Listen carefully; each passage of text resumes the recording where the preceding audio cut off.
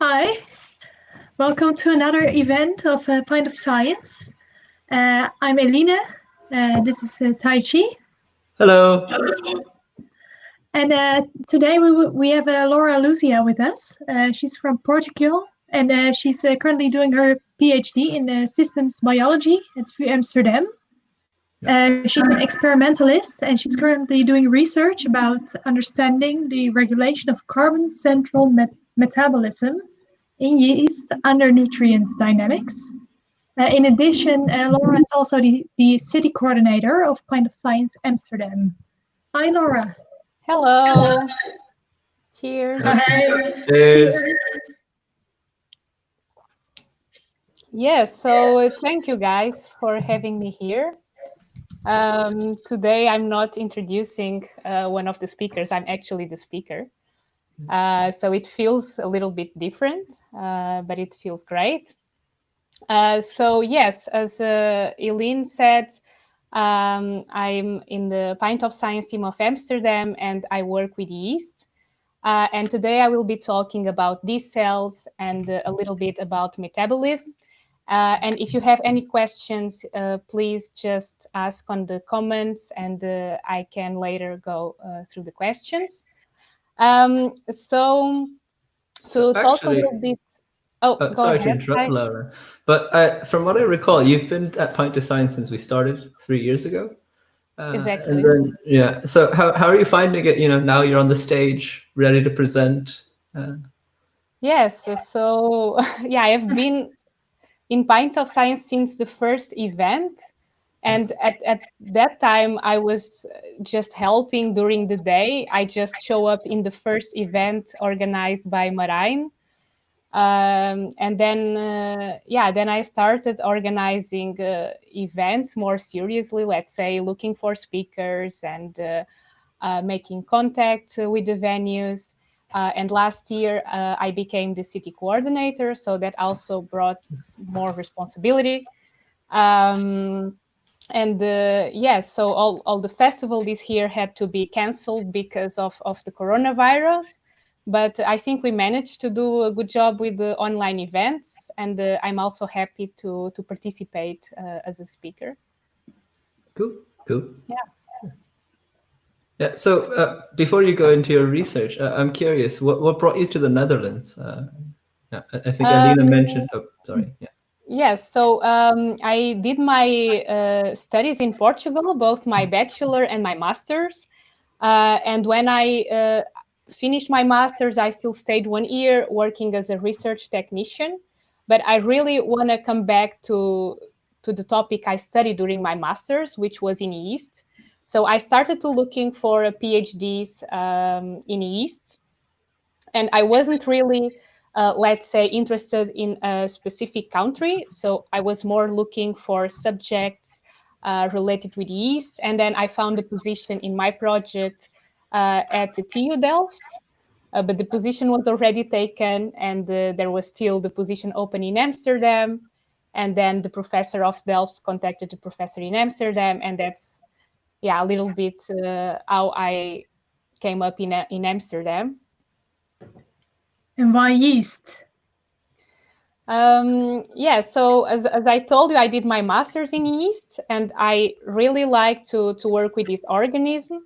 I think it's very interesting because you can find, let's say, different behaviors in the same organism, as I will explain you a little bit more in detail later.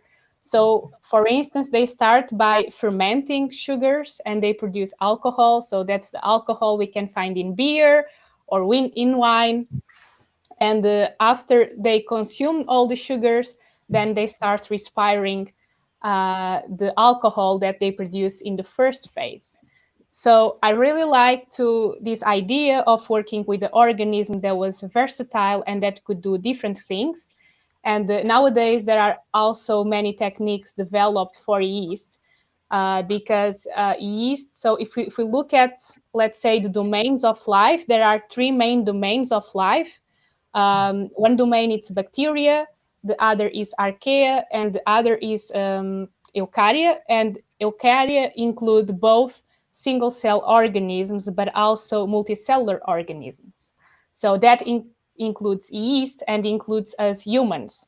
So in fact, we are more similar to, well, yeast is more similar to us than to bacteria, which, well, if you think about it, if you are not from science, it might seem a little bit strange, because a bacteria, it's a single cell organism, and the yeast, it's also a single cell organism. But if you look at the molecular mechanisms, then we are much closer to yeast than yeast, yeah, to bacteria.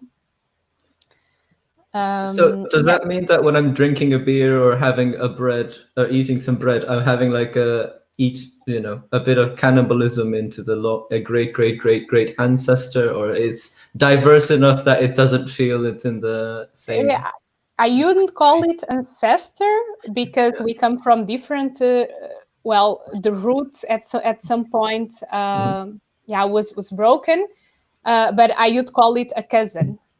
So something like this.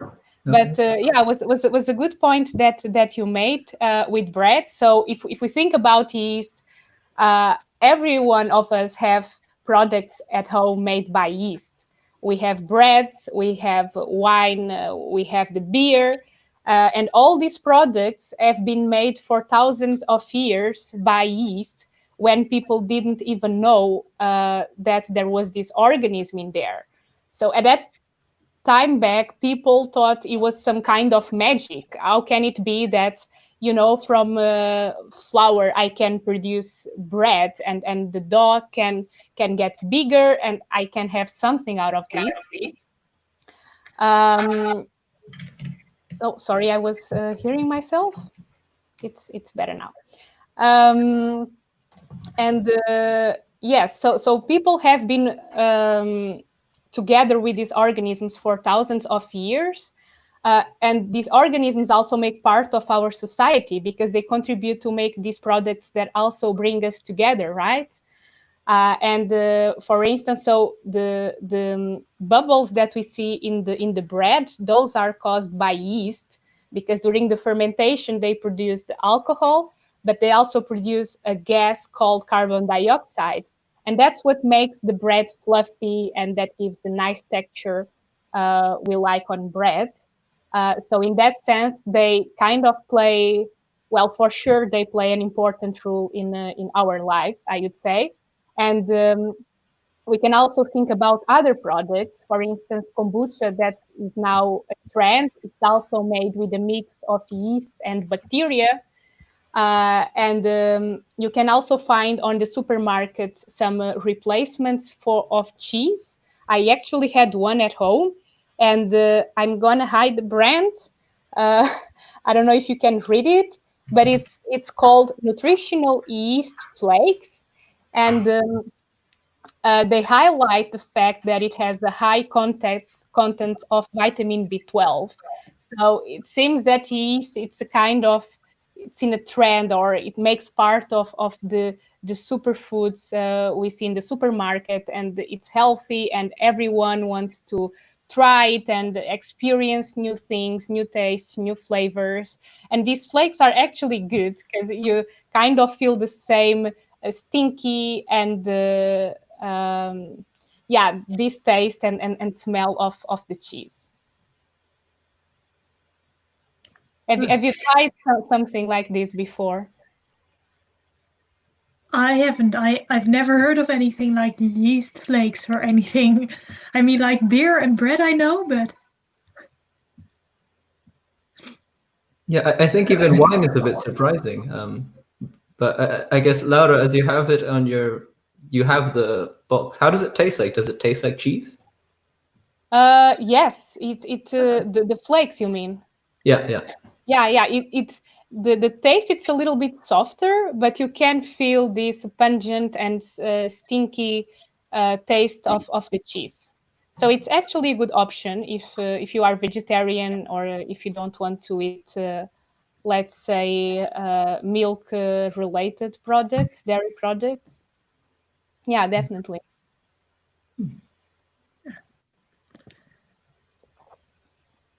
So yeah, you've mentioned that yeast is used in quite a lot of different products. How does that apply to your research? Why yeast Yeah. is so fascinating?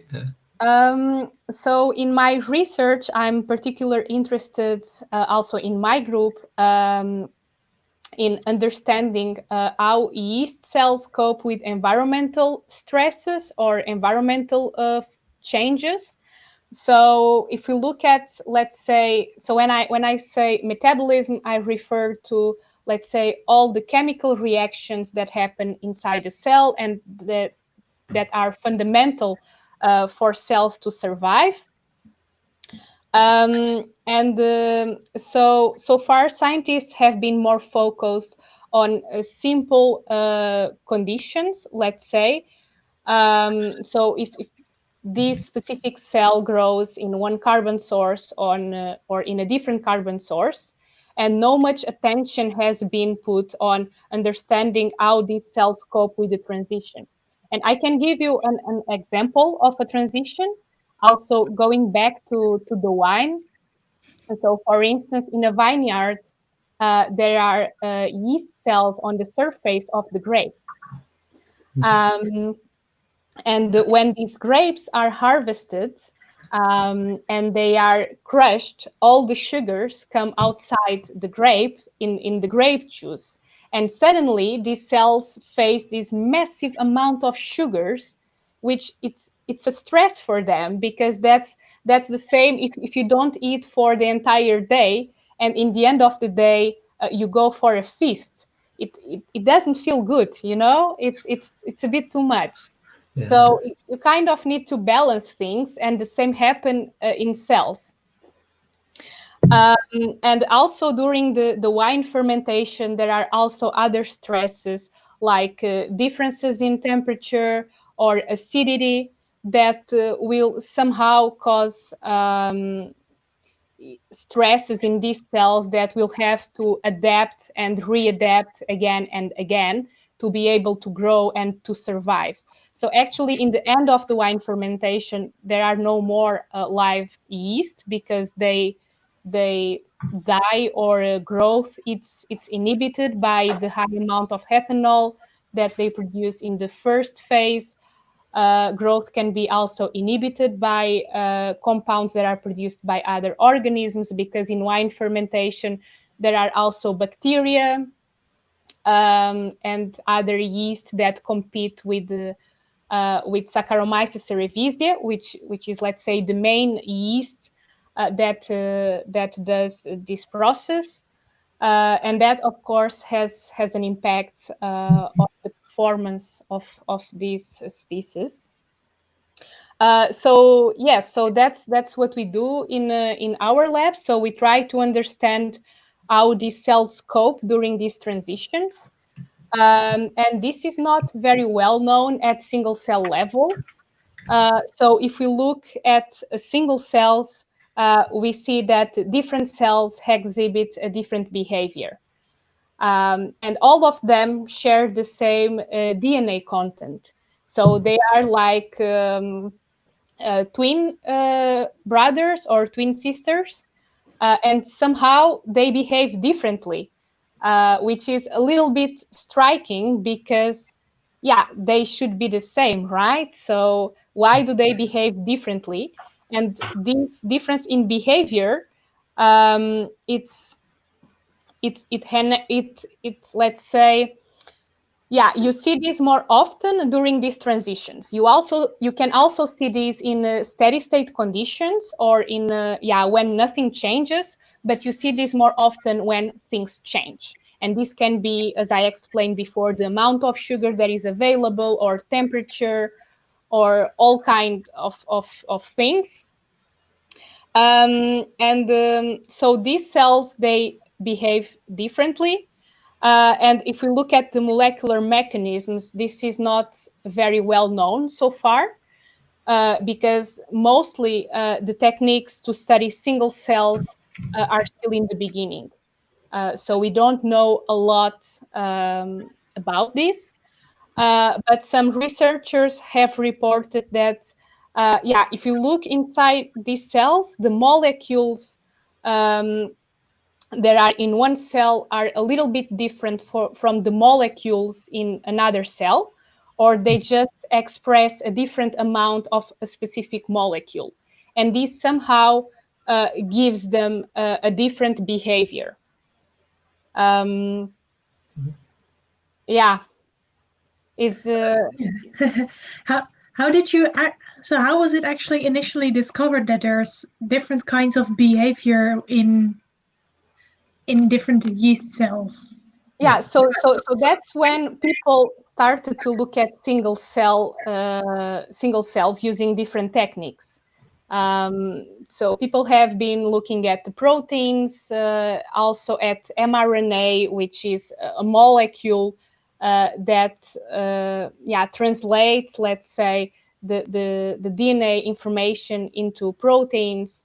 And people start to realize that there were differences, and these differences were important because if you are under these dynamic conditions, it's good that you have diversity, because this increases the chance of survival, right? So by having a more diverse population, you increase the chances of cell survival.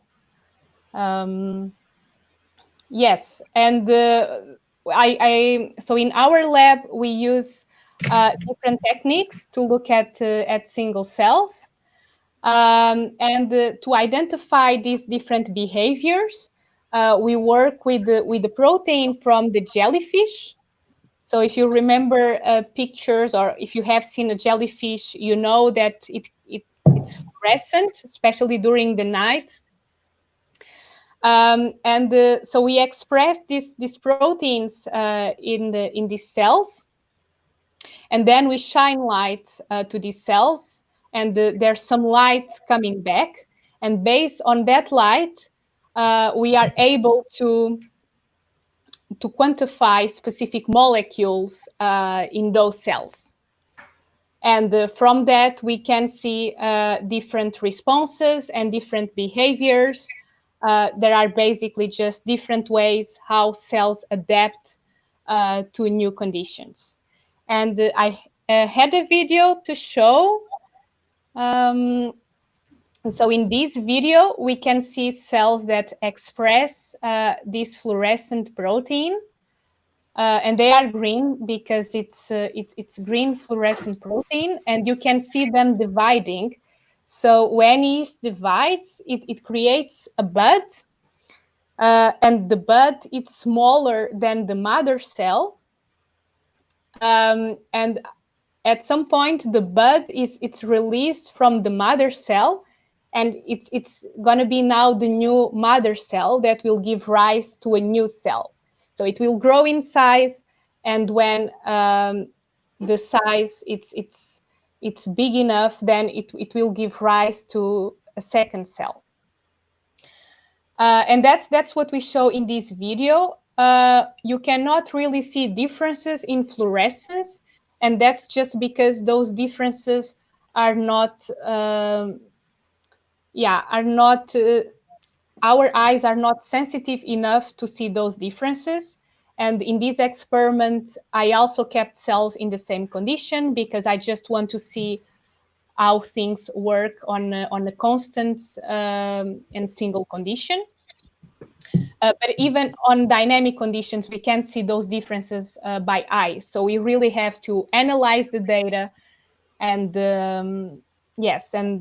figure out what's going on inside these organisms. Overall, these mechanisms show us the importance of diversity, right? So if we also look at our human society, all of us have different jobs, and if suddenly all of us want to be hunters and go to the forest to get our own food, then we wouldn't have doctors, we wouldn't have people to build our houses. And this is extremely important for the success of our society. And I think the same happens with the microbes. They somehow need to be versatile, and they need to show this diversity, so they will be able to cope with the stress and unpredictable changes in the environment. Yeah, so this was what I brought you today. I'm happy to answer questions or everything, something that pop-ups. Yeah, I believe we also just got a question. How do you study yeast in the lab? And do you take samples from the environment?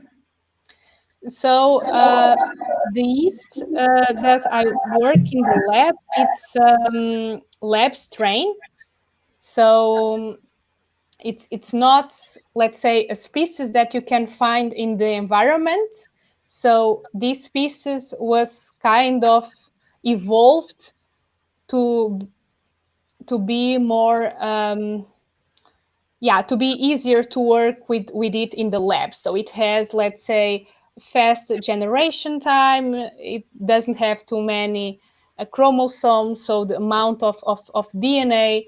So scientists have been, let's say, mating different strains of yeast to be able to manipulate them easier and have yeast in the lab that are just easier to work with and to explore new questions, especially at the genetic level. Yes, so in the lab, how I work with yeast, so usually we keep the strains at -8 degrees. So that's like a big freezer, and they are at very cold temperatures, and that basically keeps them in a dormant state. And whenever we want to do one experiment, I go and I take some of these cells and I put them in a flask with some food, which is basically sugars and a source of nitrogen. And I see we also have another question. How do you decide the best yeast for certain beers? Okay, that's an interesting question. So I'm not an expert in brewing or yeast for beer, but I do know that some yeast give a different taste to the beer. So with some specific yeast, you can get more fruity flavors. I think there are even some beers from a brewery in Amsterdam where you can get ananas flavor, more tropical flavors. And depending on these, you can also get more bubbles inside, or the taste can be a little bit more bitter or sour. So I think you can tweak all these parameters by just playing around with the different yeast, and probably you can find all this information online. I think there are websites that sell these strains, and they probably describe what's the best yeast for a different type of beer.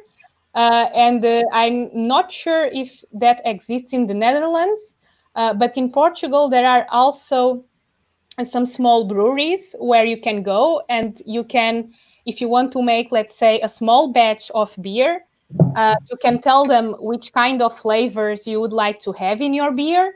And then they give you some advice on which strains to pick for your beer. That's really cool. But then if you have like differences in different yeast strains, if they can, for instance, alter beer, then in the lab you also work with different strains, you told? Then isn't there also a big difference between different strains when working in the lab? Yes.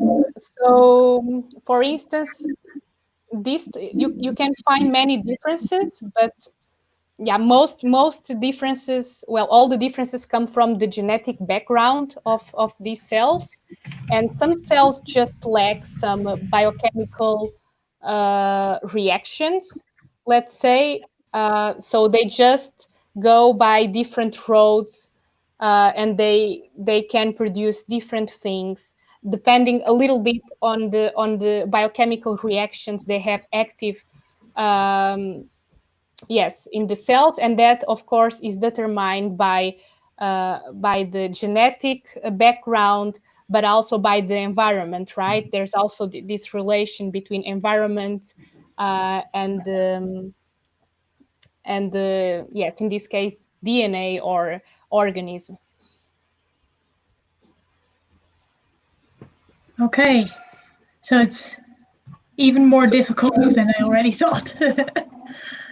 Yeah, it's I think it's very interesting. So you can come up with all kind of strains, right? Because nowadays there's a CRISPR-Cas9 technologies, and you can really tweak all these strains. For instance, I know that in Delft they made one strain where they deleted, let's say, as many genes as possible of one of these biochemical set of reactions, and they just kept the minimal amount of let's say, DNA to make sure that this cell could survive in the end. So they, let's say, they deleted redundant, genes, so pieces of DNA that could defy for a specific protein. And they saw that in several conditions, those cells were actually able to survive and to grow, which might not be the case in other conditions. But yes, it gives a lot of flexibility for you to study different questions. And there are even projects, I'm not sure if for yeast, but I think for yeast as well. There's one project where they are trying to make an artificial yeast cell by scratch, just by assembling pieces of DNA, a little bit like Lego, and also based on this idea of the minimal, let's say, genome, so the minimal amount of DNA able to make a viable organism. So people are, yes, nowadays playing a little bit with all these bricks and try to make life from molecules. Yeah, it's cool. Did you have a question, Taichi? Oh yeah, for me, yeah, I guess a couple things pop up. I used to be a baker, so I'm always quite keen on how the yeast affects the process. But for me, I used to also brew beer, so that's always a question. And especially when you hear about all this new research that's going on to identify yeast, have they used the TU Delft minimal yeast genome? Have they used it for any other applications? Have they tried to make bread out of it? Is that something that was maybe, or is that still just? Yeah. I haven't heard about that. Mm-hmm. But yeah, so I think it's, so let's say this minimal strain, I think they made it more to show that, let's say, the other parts of DNA weren't really necessary, but it also makes it easier if you want to, let's say, to delete, to remove some of these biochemical reactions, because now you just have a single biochemical reactions instead of two, for instance. Then it also makes it easier for some kind of genetic manipulations and to address different questions. But for bread, I have no idea, but I think it should work, because the main, let's say, biochemical reactions to produce ethanol and carbon dioxide, so to do the fermentation, that it's the essential process in bread making, it's still in there. So then it should be possible. I have to say that I tried to make bread during the Corona lockdown, but it didn't really work because I didn't use yeast, because it was sold out in all the supermarkets in Amsterdam, or at least in the supermarkets I went, and I couldn't eat it. It was just like a stone. So it was an unsuccessful experiment. So I was really sad in the end. I feel your pain. I felt like I went hunting for yeast, the little sachets, and I think after 10 shops, I stopped and we decided to go online. So we bought a kilo of yeast that it's still frozen. So I think it's nice to know that the freezing, as you mentioned, Laura, does stop the process. But yeah, I don't know how long it's going to last because we've been baking bread almost every 2 days now. And Okay. yeah, we still have a full jar. So Nice. yeah. Yeah, because you can regrow it, right? So if you Yeah. add more flour, you can regrow it. I know some people that they don't use yeast at all. I think they just leave the dough in the kitchen, and because there's yeast everywhere, so somehow there are a couple of cells that go there, and after a while it grows. So maybe I didn't spend enough time uh, in my experiment. Yeah, but it's interesting, and it was really nice to see so many people making bread at home. I was really impressed with the pictures I saw. Really, really nice. And as we finalize the lovely chat that we've had with you, I guess another question for me is when you started on, we had your Twitter tag, that Yeasty Girl. So as we know, you have a very deep fascination with yeast. Which is your favorite beer, I guess? Speaking Um, of yeast, yeah. I don't have a favorite beer, Thai. Oh, okay. But I like the white from Brouwerweit. Is that the Dutch name? Brouwerweit? The Brouwerij Amsterdam 2, Brewery? you said? Exactly, exactly. Yeah. That's the one, Eileen. That's the one. Yeah. It's good to have a Dutch person on the room to help with the names. Yeah. Yeah, and That's what I'm here for. so Hey. the Yeasty girl came because when I arrived to the lab, all my PhD um, colleagues were boys, and they were called the Yeasty boys, and they were looking for a Yeasty girl. So and that's yeah. So when I came to the lab, then I became the Yeasty girl, kind of. But now we are more girls around, so we changed a bit the balance. Cool. Okay. So now there's a lot of yeasty girls walking around as well in your department. Yep. Okay. Girl power. Yay. Okay. Well, thank you very much for being here with us Yeah, tonight. thank you for having me here. I really enjoy being able to share my research and to answer some of your questions. Yeah, we're really happy to hear about your research. I thought it was really interesting. So have a nice evening. Yeah, have a nice evening. Prost. Thank you all for joining, and Yeah. see you in 2 Thank weeks. you for hosting. See you in 2 weeks. Then. Bye-bye. Bye. Bye.